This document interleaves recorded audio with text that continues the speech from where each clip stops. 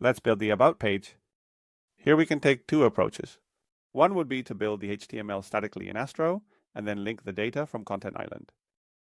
Another is to bring in the data from Content Island, build an unstyled HTML, connect everything, and once it's all ready, add the styles.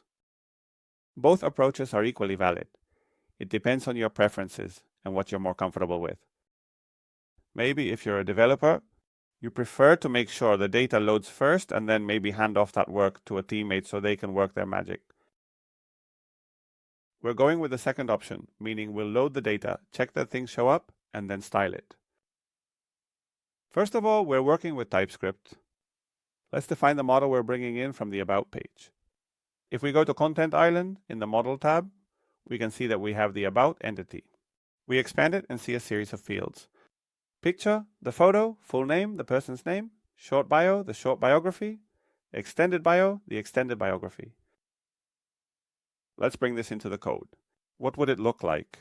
Well, we add it here to About and create a new file, and I'm going to call it about model.ts. And I'm going to write an export interface about. And here I bring in the fields, ID, which is of type string. For picture, I have name, which is of type string. And link, which is of type string. That is the name we give to the image for accessibility purposes and the link to the image. Then I have full name, which is of type string, and short bio, which is of type string. And here I have extended bio. These names have to match the names from here. As for the types, we can easily figure them out. This one might have been a bit trickier. The library already has a type for image types, but here I'm defining it myself. And if I have doubts, I can always run, debug, and see what that page returns from that request to Content Island. And now we're going to define an API to extract this data. What are we going to do here?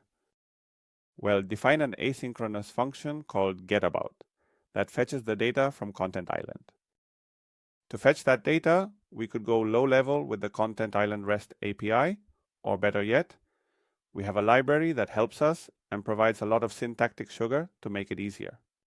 And this library exposes a function called getContent, to which we pass the ID of our content and the content type of about. And the next step would be to map the data returned by Content Island to our data model. Yes, the one we just created now. This one right here. And in that case, we use the helper function provided by the Content Island library, map content to model. We're going to create a file here under About, which I'm going to call about api.ts. And what are we going to have here? Well, a function that's going to be called getAbout. And here what I'm going to do is say, okay, what is this function going to return? A promise? The function is asynchronous. With the About entity typed here, we come over here, add the import. Remember, this About is from the About model. And we continue. Now what do I do? Well, the About information, about content info, I'm going to fetch it using the library we installed earlier, the Content Island library. This library, if you remember, was under lib. We had our client and we initialized it with the token. So I come here and say, okay, then do a client.getContent. We need to import this client.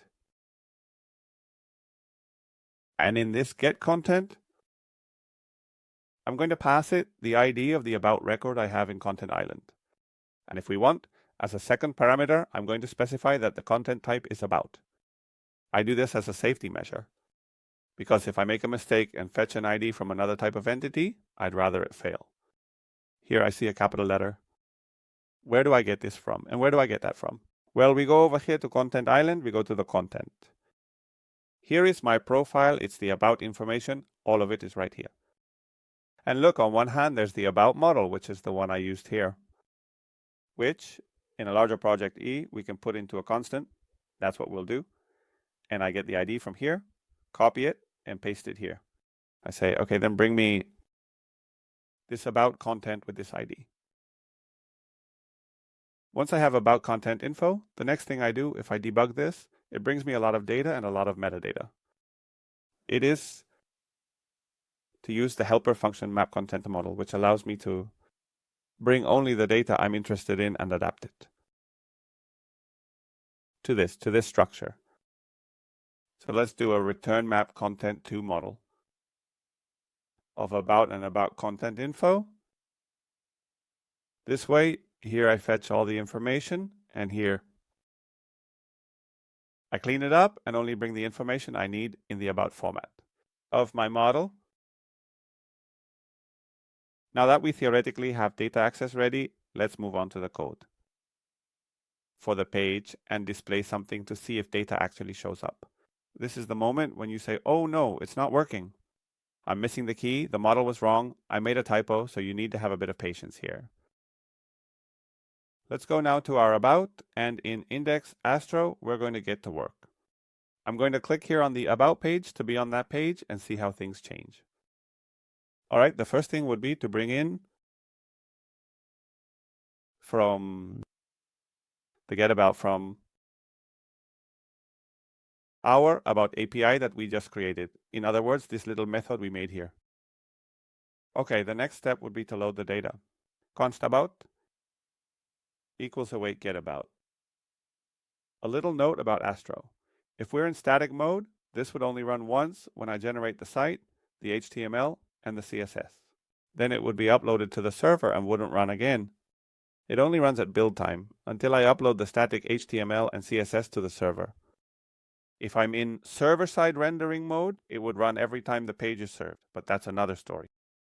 Okay. Now let's display some info. What am I going to do? Well, I'm going to put here an H1 with the about, and I'm going to add a container. Just to keep things a bit more organized, we'll add a container here. Even though these classes aren't there yet, we'll have to add them later. And let's see if I add the image here, will it show up or not? Drum roll, I'll drop it in here. Hey, we've got the image. Nice. That means this getabout is working. If not, we would have to start the terminal in JavaScript mode instead of node mode and pack the terminal. You set breakpoints and it pauses and debugs the server code, okay? More stuff. The short bio is loading. Let's see if we're lucky. I'll put it here and add a paragraph, and here it goes. Notice that here I have the about entity with the getabout, and I'm saying, okay, give me the photo link, give me the full name so the image is accessible, and give me the bio here that we've saved, and let's see what happens. Here you have the bio, and now let's add the extended bio. Let's see if it shows up. All right, short bio and extended bio. Wow, we have all the data. It looks weird because we're not rendering Markdown. Now we'll need to add a bit of magic. Well, Markdown, what's going on now? Well, this Markdown is generated dynamically, so to be able to display it properly, we need to install some libraries to process it. On one hand, we're going to install Marked, which will convert that Markdown into HTML. And on the other hand, we're also going to install Highlight, which is a library that allows us to use syntax highlighting in the parts of the Markdown that we mark with 3 backticks and specify, for example, HTML, JavaScript, those kinds of things. So to install this, we come over here. I've stopped the terminal and I'm going to run npm install marked. You don't need to add, save. If you have an older version of npm, you might need to include it. And then we're going to run npm install highlight.js. Perfect, here we go. Okay.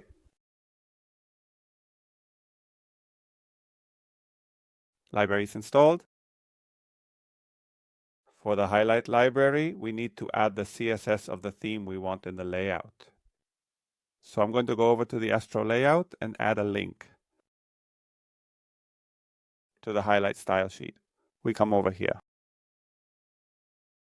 We add it here, you can see it. You can also copy this from the guide that comes with the videos or from the GitHub sample project. And now we're just going to incorporate a little bit more style and process the Markdown.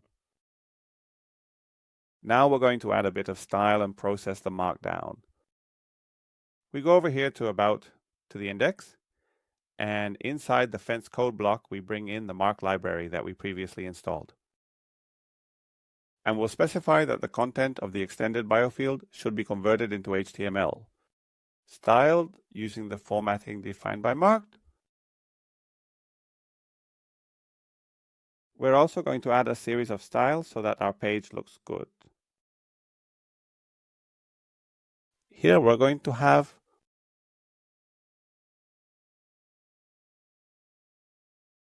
some styles for the About header, a media query to rearrange things depending on the screen size, and a little more CSS magic. You can copy all of this from the example we have in the GitHub repository or from the guides that accompany this video. We have that styling in place, and now we're going to change the layout. We're going for a structure that works well with the styling we've created. Here it is.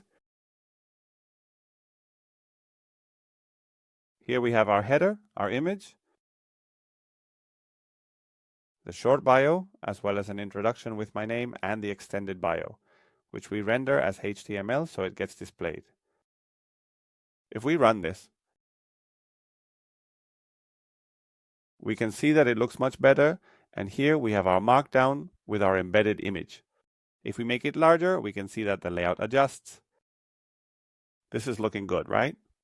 Let's move on to the post list.